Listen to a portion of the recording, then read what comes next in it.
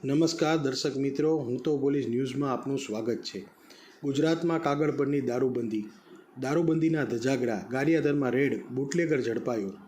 વાત કરીએ એક એવા રાજ્યની જ્યાં વર્ષોથી સત્તાવાર રીતે દારૂબંધી લાગુ છે।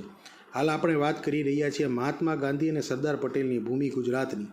ગુજરાતમાં કાયદો કહે છે કે અહીં દારૂબંધી છે, પણ વાસ્તવિકતા કંઈક જુદી જ કહાની બયાન કરે છે। કાગળ પર જે દારૂબંધીના મોટા દાવાઓ છે તેની હવા કાઢતો વધુ એક કિસ્સો ભાવનગર જિલ્લામાંથી બહાર આવ્યો છે।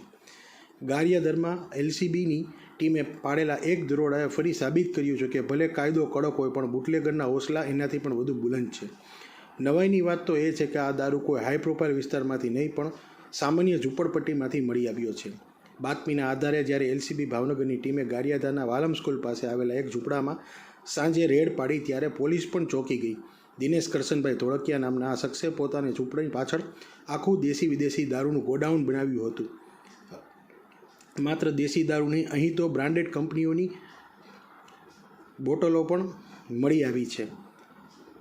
પોલીસે આશરે 20 લીટર દેશી દારૂ અને વિદેશી દારૂ મળી કુલ 58 બોટલ સહિત રૂપિયા 14,440નો મુદ્દામાલ જપ્ત કર્યો છે।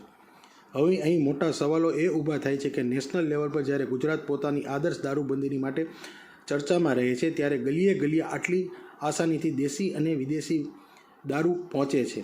કેવી રીતે પોલીસ કાર્યવાહી કરે છે તે પ્રશંસનીય છે, પણ સવાલ એ છે કે આ દારૂનો જથ્થો ઘૂસે છે ક્યાંથી? કાયદાનો ડર કેમ નથી? હાલ તો પોલીસ આરોપી દિનેશ ધોળકિયા સામે પ્રોહિબિશન એક્ટ હેઠળ ગુનો નોંધીને આગળની તપાસ હાથ ધરી છે, પણ આ કિસ્સો ફરી એકવાર ગુજરાતના દારૂબંધીના અમલીકરણ માટે મોટા સવાલો ઊભો કરી રહી છે।